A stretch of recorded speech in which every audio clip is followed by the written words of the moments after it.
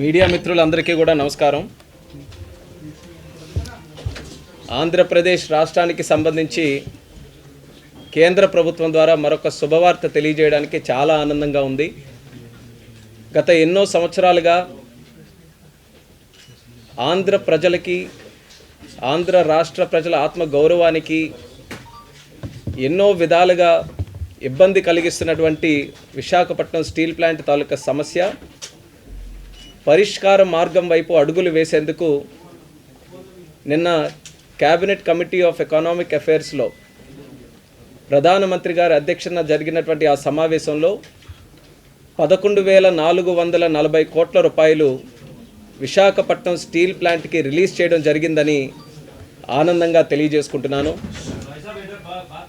విశాఖ ఉక్కు ఆంధ్రుల హక్కు అనే నినాదాన్ని కేంద్ర ప్రభుత్వం, అలాగే ముఖ్యంగా ప్రధానమంత్రి నరేంద్ర మోదీ గారు కాపాడినందుకు, గౌరవించినందుకు ఆంధ్రప్రదేశ్ రాష్ట్ర ప్రజల తరపున 5 కోట్ల మంది జనాభా తరపున హృదయపూర్వకమైనటువంటి ధన్యవాదాలు ప్రధానమంత్రి గారికి సందర్భంగా తెలియజేసుకుంటున్నాం.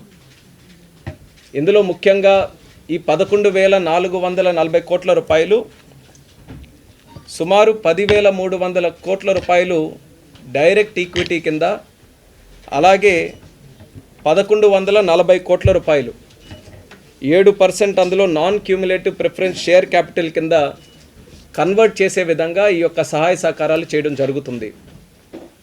ఎంతో కాలంగా ఈ యొక్క సమస్య జటిలంగా ఉంది, ఏమవుతుందో తెలియదు. ఒక అయోమయ పరిస్థితిలో ఉన్నటువంటి విశాఖపట్నం స్టీల్ ప్లాంట్కి రాష్ట్ర ప్రభుత్వం, కేంద్ర ప్రభుత్వం ఇద్దరూ కూడా ఒక హామీ ఇచ్చాం. ప్లాంట్ని ఖచ్చితంగా నిలబెడతాం అని ఏదైతే మాట ఇచ్చామో ఆ మాటని ఈరోజు నిలబెట్టుకున్నామని కూడా ఆంధ్ర రాష్ట్ర ప్రజలకి సందర్భంగా తెలియజేసుకుంటున్నాం.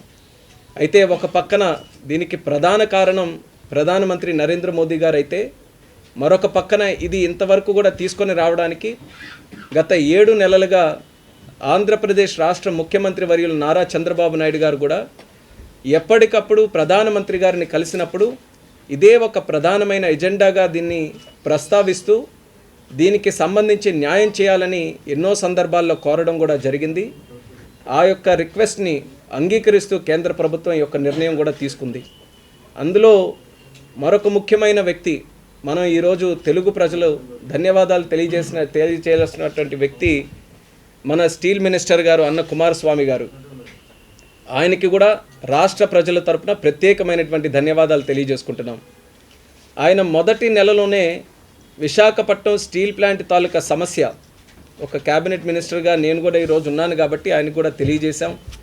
అప్పటికే ఒక చర్చ అనేది కేంద్ర ప్రభుత్వంలో జరుగుతున్న సందర్భంలో కుమారస్వామి గారు కూడా దీని మీద లీడ్ తీసుకొని ప్లాంట్ని సందర్శించడానికి వెళ్ళి ఒక రాత్రిపూట కూడా అక్కడ గడిపి కేవలం పై స్థాయిలో ఉన్నటువంటి అధికారులే కాకుండా కార్మికులందరితో కూడా కలిసి ఆ రోజు ఒక పటిష్టమైన హామీ ఇవ్వడం జరిగింది. భారతదేశంలోనే ఒక ఉన్నతమైనటువంటి సామర్థ్యం కలిగిన స్టీల్ ప్లాంట్ మన వైజాగ్ స్టీల్ ప్లాంట్ని ఖచ్చితంగా కేంద్ర ప్రభుత్వం కాపాడుకుంటుంది, దాన్ని అన్ని విధాలుగా రివైవ్ చేస్తుంది, అదే మా లక్ష్యం అని చెప్పి ఆయన కూడా మాటిచ్చారు. ఆ మాటని నిలబెట్టుకోవడానికి స్టీల్ మినిస్టర్గా ఆయనకి ఎన్ని రకాలైనటువంటి ఒడిదొడుకులు వచ్చినా సరే కమిట్మెంట్తో, ప్లాంట్ మీద శ్రద్ధతో ఈరోజు ఆయన కూడా ఎంతో సహకారం మినిస్టర్గా ఈరోజు రాష్ట్ర ప్రజలకి, ముఖ్యంగా స్టీల్ ప్లాంట్కి ఆయన సహకరించడం జరిగింది. కాబట్టి ఆయనకు కూడా ధన్యవాదాలు తెలియజేసుకుంటున్నాం.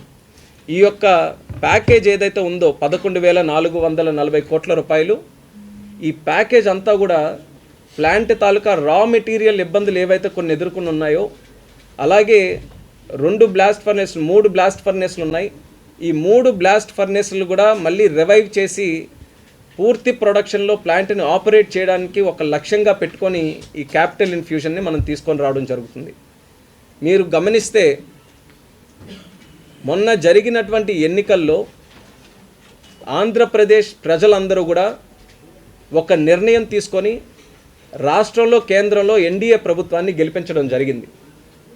సరైనటువంటి ప్రభుత్వం, సరైన నాయకులు, పనిచేసే నాయకుల్ని కానీ ఎన్నుకుంటే దాని పరిణామాలు ఏ రకంగా ఉంటాయనడానికి ఈ 7 నెలలుగా డబుల్ ఇంజిన్ ఎన్డీఏ ప్రభుత్వం చేసినటువంటి కార్యక్రమాలే ఒక పెద్ద ఉదాహరణ.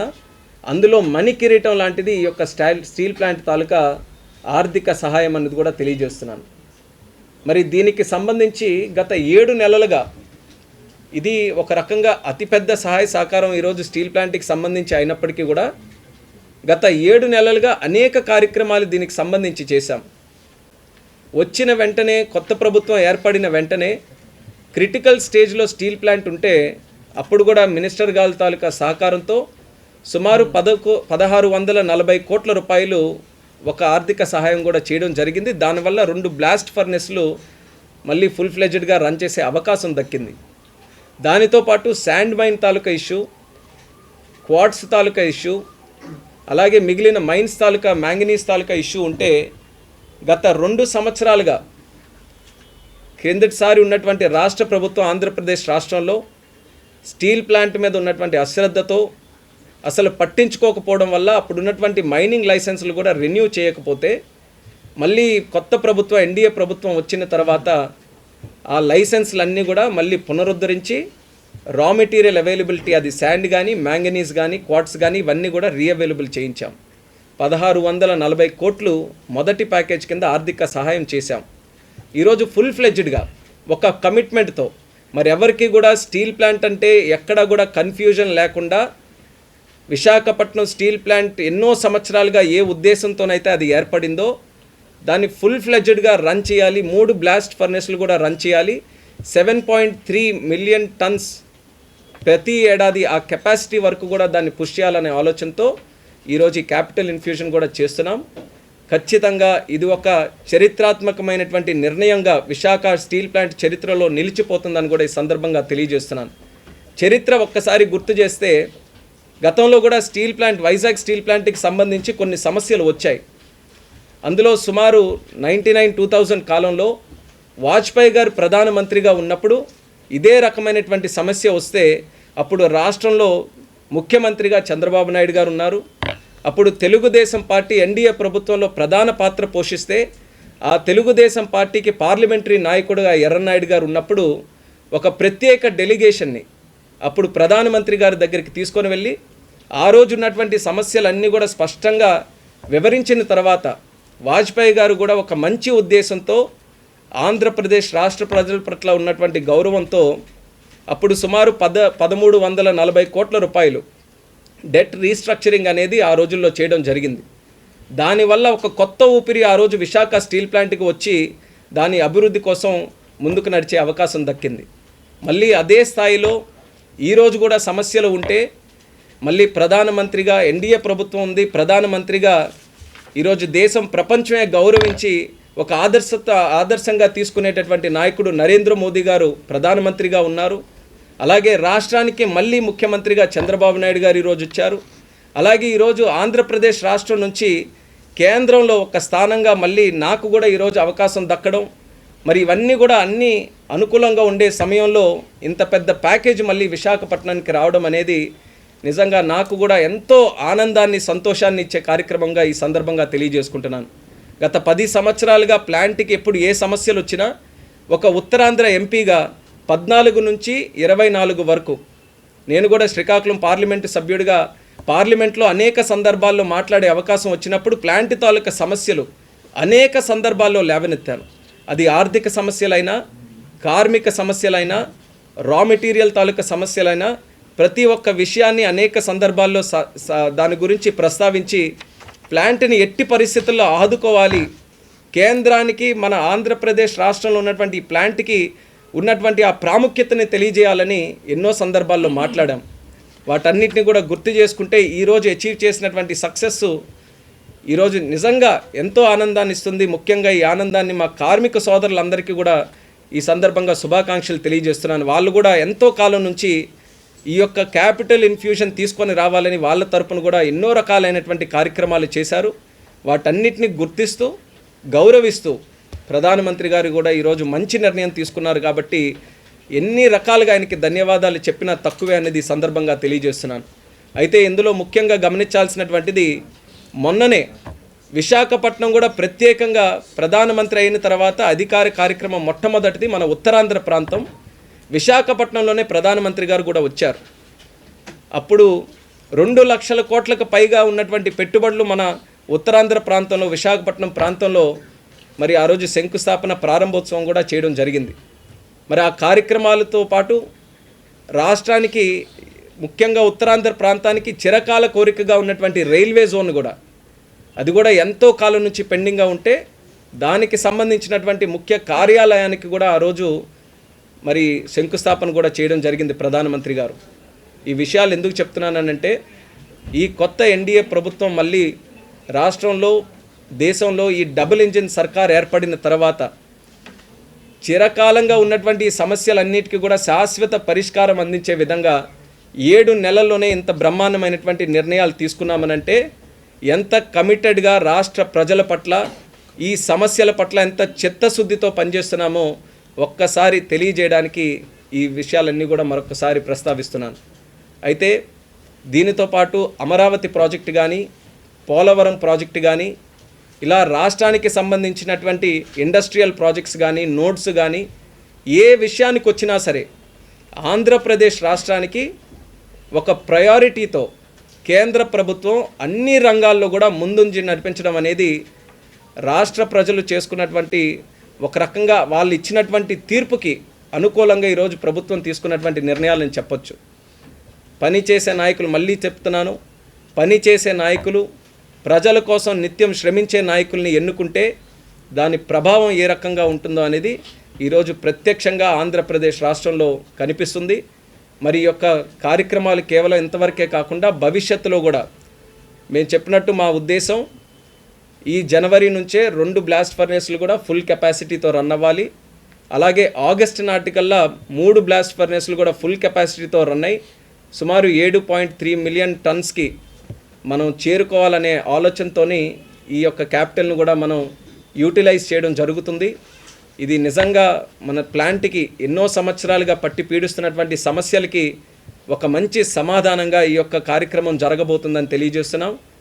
కేంద్రం నుంచి ఏ కార్యక్రమాన్ని అయితే ఆశించామో ఆ కార్యక్రమం జరిగింది. మిగిలింది ప్లాంట్ని ఇంకా మంచి పద్ధతిలో మనం నడిపించి ఖచ్చితంగా ఒక బ్రహ్మాండమైనటువంటి పొటెన్షియల్ ఉంది. దేశంలోనే తీసుకున్నటువంటి అన్ని స్టీల్ ప్లాంట్స్లో ఒక ప్రత్యేక స్థానం మన విశాఖపట్నం స్టీల్ ప్లాంట్ ఉంటుందని మనం ఎన్ని సందర్భాల్లోనూ మనం మాట్లాడుకున్నాం. అలాగే స్టీల్ సెక్టర్ కూడా ఈరోజు కోర్ సెక్టర్. అటువంటి కోర్ సెక్టర్లో ఈరోజు ఈ యొక్క ప్లాంట్ని మళ్ళీ గుర్తించి కేంద్ర ప్రభుత్వం చేస్తున్నటువంటి సహాయ సహకారాలకు హృదయపూర్వకమైనటువంటి ధన్యవాదాలు రాష్ట్ర ప్రజల తరపున తెలియజేసుకుంటూ ఒక మంచి కాంబినేషన్, ఒక మంచి టీం వర్క్తో రాష్ట్ర ప్రభుత్వం, కేంద్ర ప్రభుత్వం, చంద్రబాబు నాయుడు గారు, అలాగే ఉప ముఖ్యమంత్రి పవన్ కళ్యాణ్ గారు, ఇక్కడ ప్రధానమంత్రి గారు అందరూ కూడా కలిసికట్టుగా పనిచేసి రాష్ట్రానికి చాలా మంచి కార్యక్రమాలు చేయడానికి ముగ్గురు కూడా కలిసి పనిచేస్తున్నారు. వాళ్ళ టీంలో మేమందరం కూడా చేస్తున్నాం. అలాగే మన అన్న కుమారస్వామి గారు కూడా ప్రత్యేకమైనటువంటి దృష్టి, ఫోకస్ ఈ యొక్క వైజాగ్ స్టీల్ ప్లాంట్ మీద పెట్టి ఈ కార్యక్రమం ఎంతవరకు తీసుకొని రావడానికి తను వ్యక్తిగతంగా కూడా చాలా కృషి చేశారు. ఎన్నో సందర్భాల్లో మేము క్యాబినెట్లో కలిసినా, పలు కార్యక్రమాల్లో కలిసినా ఆయన కూడా ఒక ఆంధ్రప్రదేశ్ రాష్ట్రం నుంచి వచ్చినటువంటి మంత్రి ఎంత తాపత్రయంతో స్టీల్ ప్లాంట్ని కాపాడుకోవాలన్న ప్రయత్నం చేస్తారో దానికంటే 10 రెట్లు ఎక్కువగా. ఎందుకనంటే ఆయన ప్లాంట్ తాలూకా పొటెన్షియల్ని రియలైజ్ అయ్యారు కాబట్టి ఆయన కూడా వ్యక్తిగతంగా ఈ ప్లాంట్ని ఖచ్చితంగా మనం కాపాడుకోవాలన్న ఆలోచనతో మంచి నిర్ణయాలు తీసుకొని సపోర్ట్ చేస్తున్నారు. అదే ఈరోజు శ్రీరామ రక్షగా మారింది. ఈరోజు మంచి క్యాపిటల్ ఇన్ఫ్యూజన్ జరిగింది. ఇది రానున్న కాలంలో మళ్ళీ జీవం పోసి విశాఖపట్నం స్టీల్ ప్లాంట్ ఫుల్ కెపాసిటీతో రన్ అవ్వాలి, ప్రాఫిటబుల్గా రన్ అవ్వాలి. ఈ లక్ష్యాలు పెట్టుకొని రానున్న రోజుల్లో కార్యక్రమాలు చేస్తామని మరొకసారి ఈ సందర్భంగా తెలియజేసుకుంటున్నాం. Today in the Cabinet Committee of Economic Affairs under the leadership of our Honorable Prime Minister Narendra Modi ji, one historic decision has been taken in respect to the Visakhapatnam steel plant in the state of Andhra Pradesh. A decision was taken to provide 11,440 crores capital infusion to revive the plant, to streamline the activities and to make the plant much more profitable in its operations in the coming days. This has been a long pending demand from the people of Andhra Pradesh and especially the people working within the steel plant, and I would like to sincerely thank the Honorable Prime Minister Narendra Modi ji on behalf of the entire state of Andhra Pradesh, and especially all the 5 crore Telugu people for listening to them, for respecting their sentiments and trying to protect the plant by giving this capital infusion. And in fact, our Honorable Chief Minister of Andhra Pradesh, Chandrababu Naidu ji, in the last 7 months, after the formation of new government in the state of Andhra Pradesh, and with the double engine Sarkar in both the state and the central government, whenever Chandrababu Naidu ji has come to Delhi to meet the Honorable Prime Minister, he has been constantly requesting for support in the Visakhapatnam steel plant. And now, with the wholehearted support from the central government, this day we have seen it become a reality by the capital infusion today.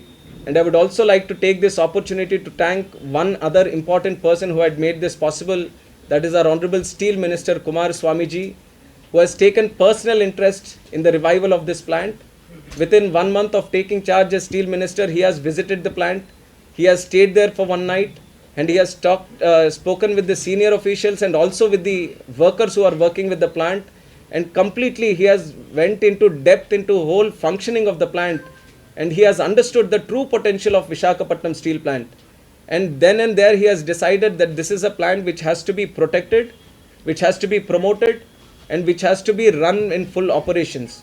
And during his tenure in the last 7 months, he has given a wholehearted support in many different ways, and today his support has also been seen in the kind of capital infusion that has been given today.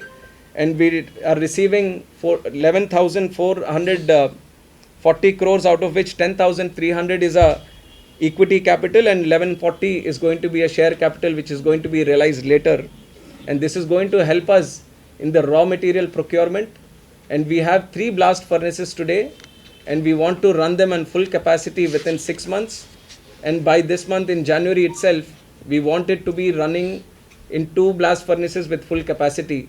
And this capital infusion is definitely going to help for that. I just want to remind one historical moment where Visakhapatnam steel plant had a similar kind of problem 20 years back. And it was the time when NDA government was there in the center. And at that time, Honorable Prime Minister was Atal Bihari Vajpayee ji. And in the state, there was Chandrababu Naidu ji as the Chief Minister. And my father, Kinjarapu Yaran Naidu ji, he was the parliamentary party leader of Telugu Desam, which was also a major supporter in the NDA government. And when similar instance was there at that time, and there was a coordination among the Chief Minister and Prime Minister, they have discussed the problem. And at that time, 1,340 crores was given as a debt restructuring for the Visakhapatnam steel plant, which infused fresh oxygen to the running of the steel plant. And that took us a long way forward.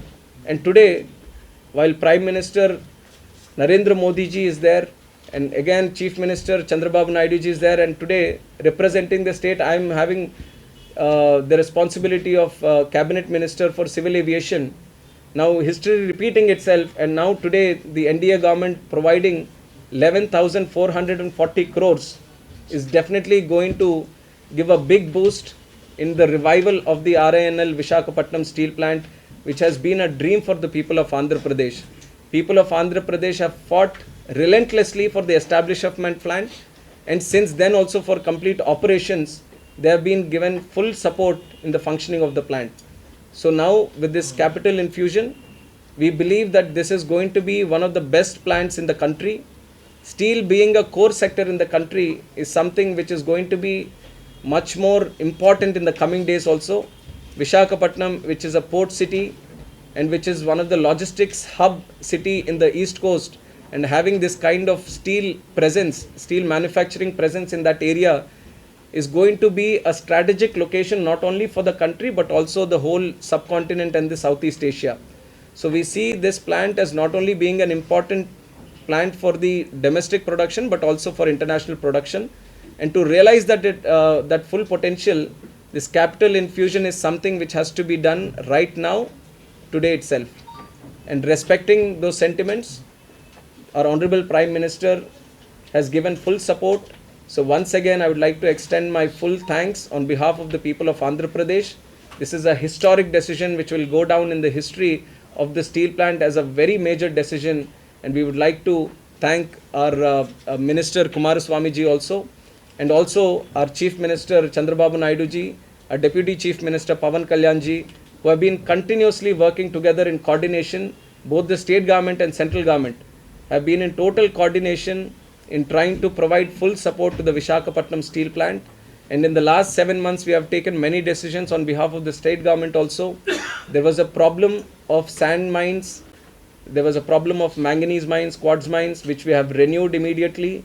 We have given all the licenses that was required, and we have done one capital infusion in the beginning itself with 1640 crores provided by the Government of India, Ministry of Steel. So a lot of activities have come so that this day can be possible. And it is entirely because of the blessings of the Honorable Prime Minister Narendra Modi ji. And we are going to ensure that in the coming days, with proper procurement of raw material, with disciplined financial operations in the Visakhapatnam steel plant, we are going to make it profitable within the time period of 1 year. That will be our target. And with this capital infusion happening, we fully believe that it's going to be happening in the coming days. Thank you.